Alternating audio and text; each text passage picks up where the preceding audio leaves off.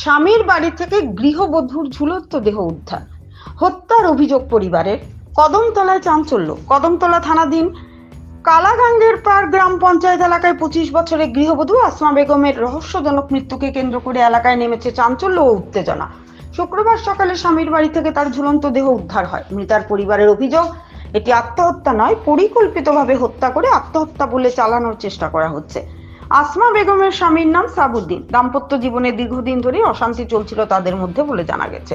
দম্পতির একটি পুত্র সন্তানও রয়েছে। স্বামীর পরিবারের দাবি, সকালে স্বামী স্ত্রীর মধ্যে ঝগড়ার পর আসমা নিজ ঘরে গলায় ফাঁস লাগিয়ে আত্মহত্যা করেন। প্রথমে শাশুড়ি সালেহা বেগম ঘটনাটি দেখতে পান, পরে পরিবারের অন্যান্য সদস্যরা তাকে উদ্ধার করে কদমতলা সামাজিক স্বাস্থ্য কেন্দ্রে নিয়ে গেলে চিকিৎসক মৃত ঘোষণা করেন।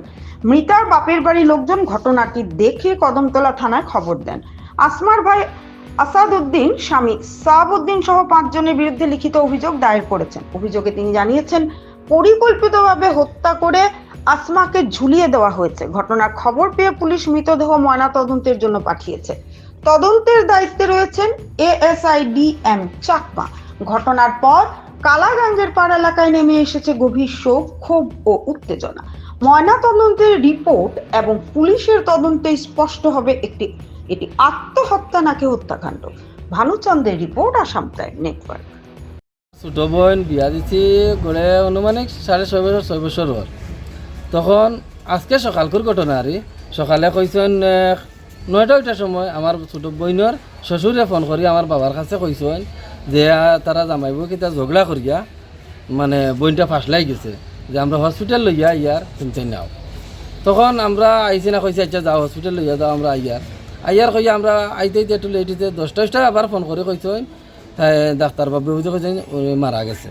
তখন আমরা সারা গোষ্ঠী দৌড়াদৌড়ি করি আইছি।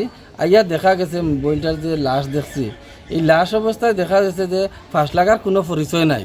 ফাঁস লাগার রুগী অনেক রুগী দেখছি মারা গেছেন বা নিজে দেখছি জিবরা বাইর হয় বা এই সেই হয় বা দাগ থাকে, কোনো স্পট নাই গোলার মাঝে।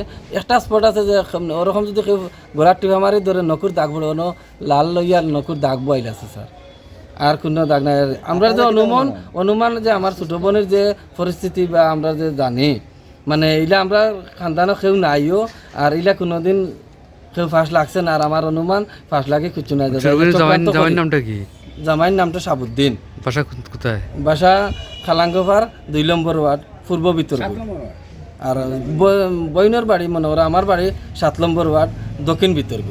ওই দেখুন স্যার আগে যে আরো কয়েকবার তারা এইরকম হয়েছে, আমি চাইছিলাম 1 বছর দিতামও না।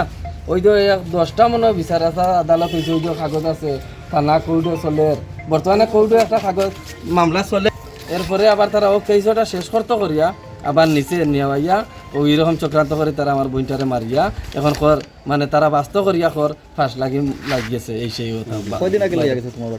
ইদানিক যাওয়ার 6 মাস পর লইয়া যাবার আবার আজতে 3 দিন আগে তারা স্বামী স্ত্রী কিতা ঝগড়া করিয়া কালকে ফসু আইছে আমার বাড়ি আইয়া আমার বোন ফাঁকাইয়া কালকে গেছে। যাইতে সময় তার ছোট একটা বাচ্চা আছে মানে 3.5 বছরের, ওটা আমার বাড়িতে রাখিয়া গেছে।